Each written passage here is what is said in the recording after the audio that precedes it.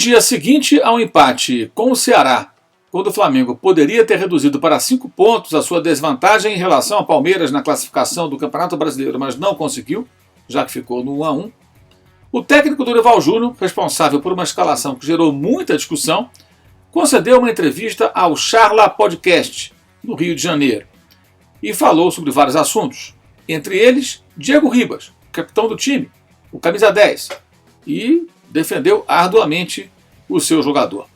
Nós vamos recuperar um trecho da entrevista concedida por Dorival Júnior ao Charla Podcast neste vídeo, que tem o apoio, o patrocínio João Futebol, e vamos falar também sobre esse assunto.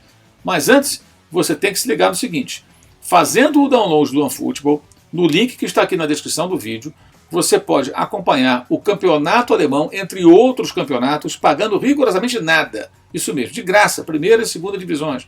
Vai acompanhar também outras competições, terá acesso a vídeos, terá acesso aos melhores momentos do Campeonato Brasileiro, isso mesmo, no OneFootball, e você tem também tempo real das principais partidas das competições mais relevantes do futebol do mundo, com estatísticas, com informações e tudo mais, além de vídeos, matérias, e você vai ver aqui do meu lado, durante esse comentário, matéria no OneFootball repercutindo essa entrevista do Dorival Júnior, que é conteúdo que você acessa de graça, e você vai ver estatísticas do Diego, na Libertadores e no Campeonato Brasileiro. E poderá, inclusive, a partir desses números que vão passar aqui ao meu lado, tirar algumas conclusões sobre o desempenho do atleta, né, nessa temporada. Né? Ou seja, esses números vão ajudar você até a refletir a respeito da importância ou não do camisa 10 no time do Flamengo. Mas primeiro, eu quero chamar aqui o trechinho da entrevista na qual o Diego Ribas é citado pelo técnico Dorival Júnior, né, que responde a pergunta que foi feita sobre esse jogador, e destacar que a íntegra da entrevista de Dorival ao Charla Podcast você encontra no link que também está aqui embaixo na descrição do vídeo.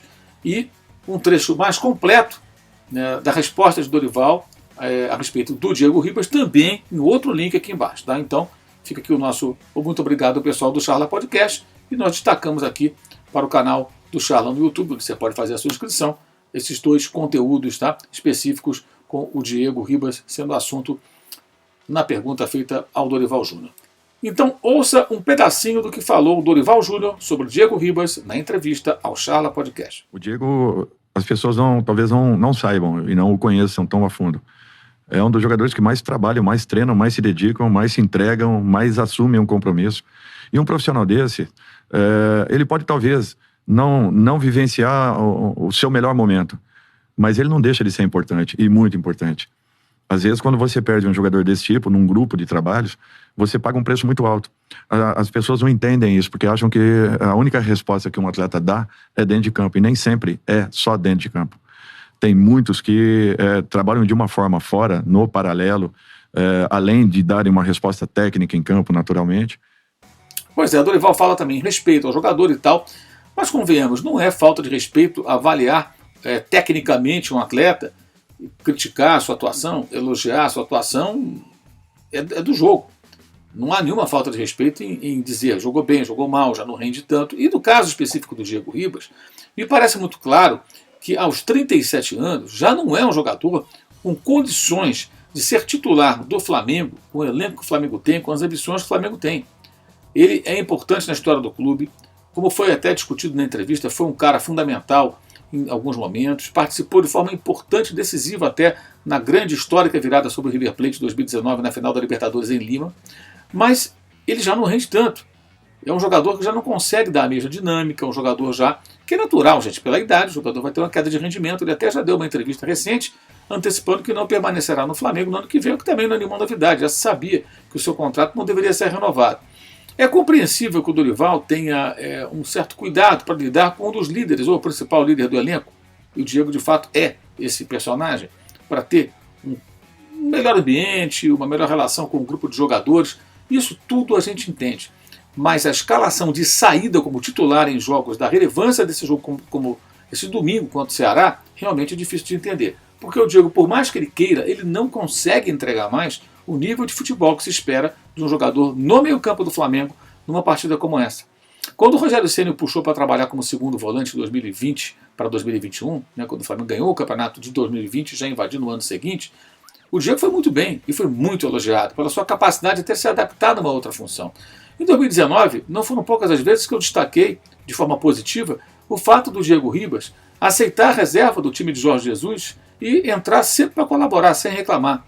Eu acho que é o caso. Ele pode até entrar em algumas partidas no final, algumas situações, dar sua contribuição, ganhar eventualmente títulos com o Flamengo antes de sua despedida, mas, convenhamos, como titular num jogo como esse de domingo, não era ele o jogador mais indicado. E isso fica muito claro pelo que aconteceu em campo no primeiro tempo, muito fraco do Flamengo, com muita dificuldade para penetrar na defesa do Ceará, para criar situações.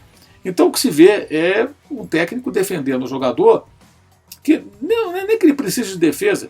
A grande questão não é essa. A grande questão é por que insistir com o Diego Ribas em situações como essa.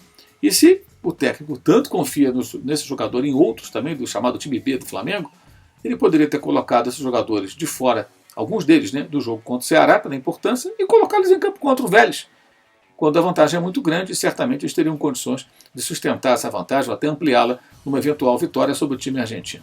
Mas, enfim, coisas do futebol, né? O fato é que não é a primeira vez, e certamente não é a última vez, que vemos um jogador que tem uma influência dentro de um grupo e o técnico tentando levar as coisas ali de uma forma mais, digamos assim, tranquila, pacífica, sem maiores polêmicas, sem comprar briga. Eu até entendo isso, especialmente depois que o Dorival chega ao Flamengo para substituir o demitido Paulo Souza, que não se preocupou em ter boas relações com os jogadores. Tratou de fazer o seu trabalho, conforme pediram a ele, e até faltou a ele uma certa habilidade para lidar com algumas situações. Isso, evidentemente, comprometeu o seu trabalho. Mas, num cenário como esse, não era de se esperar que o Dorival fosse brigar com todo mundo. Nem se está defendendo isso, muito pelo contrário. Mas, escalar o time, colocar em campo os jogadores mais preparados para esses desafios, como foi o caso do jogo do domingo passado, quando o Flamengo não venceu, e deixar o Diego para fazer, como ele mesmo destaca, o seu papel fora de campo, treinando, se empenhando e ajudando o grupo, seria algo bem mais razoável. Ele poderia até participar de uma parte do jogo, ou, quem sabe, ser o titular contra o Vélez na quarta-feira, num jogo muito mais tranquilo, diante das circunstâncias, com a vantagem de 4-0.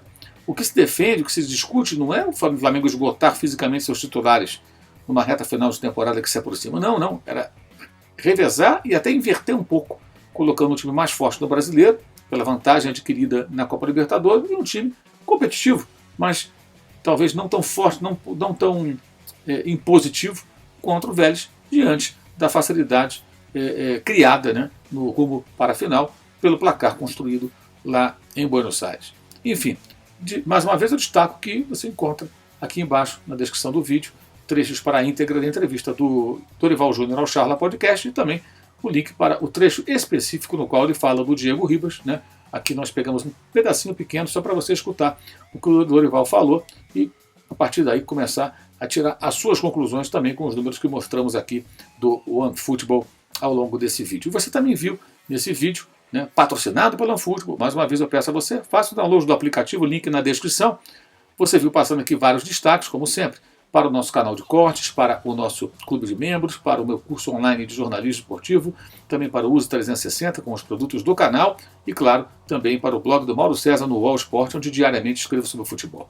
E mais uma vez eu quero chamar você, convidar você para a live que teremos na noite dessa terça-feira após o jogo que vai apontar o primeiro finalista da Libertadores. Palmeiras e Atlético Paranaense se enfrentam às 9h30 e após o apito final, após o encerramento da partida ou da disputa de pênalti, se houver, estaremos aqui conversando sobre esse jogo e projetando que pode ser uma final provavelmente contra o Flamengo, que está com a classificação muitíssimo bem encaminhada. Na quarta-feira, às 8h15, live pré-jogo com participação também de membros do canal. Vamos debater sobre o jogo contra o Vélez, sobre todo esse cenário, sobre o adversário do Flamengo na final, caso o Flamengo evidentemente confirme a sua classificação, como é muito provável que vai acontecer. 8h15 da noite, com escalação e um bate-papo para esquentar a partida que começa às 9h30. E após essa partida Flamengo e Vélez, voltaremos aqui em mais uma live para debater sobre o jogo em si e a final da Libertadores que vai acontecer na cidade equatoriana de Guayaquil. É isso, valeu e saudações.